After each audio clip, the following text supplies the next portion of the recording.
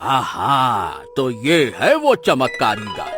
अब देखता हूँ कि कैसे गांव वाले इस गाय से अपना इलाज करवाते हैं, क्योंकि अब ये गाय मेरी हुई। तभी अचानक से ही आदित्य सारे गांव वालों के साथ वहां पर पीछे से आ जाता है।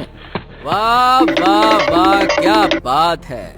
हमारे होते हुए तुम ऐसा कभी नहीं कर सकते और शर्म नहीं आती।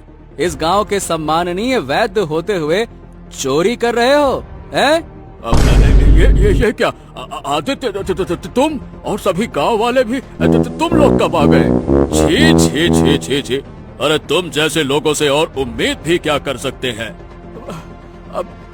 अरे तो मैं और क्या करता? इस आदित्य के इस चमत्कारी गाय की वजह से मेरे यहाँ एक भी ग्राहक नहीं आ रहे। अगर ऐसा ही चलता रहा तो मैं तो कंगाल हो जाऊंगा। सिर्फ इस गाय की वजह से मेरी पूरी जिंदगी बर्बाद नहीं हो सकती। तुम गलत हो रघु वैद्य।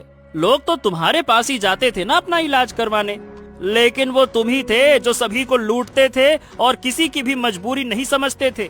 यहाँ तक कि उधार में भी इलाज करने को तैयार नहीं थे। चाहे कोई मर रहा हो या जी रहा हो, तुमको उससे कोई मतलब नहीं होता था। तुम्हें तो चाहिए था सिर्फ नगद पैसा।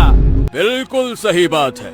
ये तुम्हारे पास गए थे। इनके अलावा आदित्य भी तुम्हारे पास गया था और पता नहीं कितने लोग तुम्हारे पास गए थे और तुमसे मदद मांगी, पर तुम तो बस पैसा ही देखकर इलाज कर रहे थे।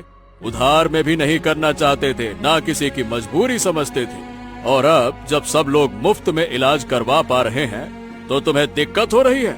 अरे तुम ही तो इलाज नहीं करना चाहते थे ना, तो अब क्या दिक्कत है? क्या हो गया, बोलो। हाँ, मैं मानता हूँ कि मुझसे गलती हुई। मुझे ऐसा नहीं करना चाहिए था।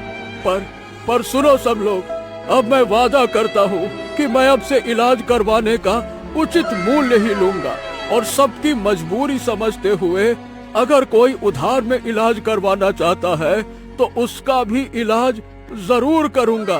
बस आदित्य, तुम ये मुफ्त में सबका इलाज करना बंद कर दो। अच्छा, ठीक है।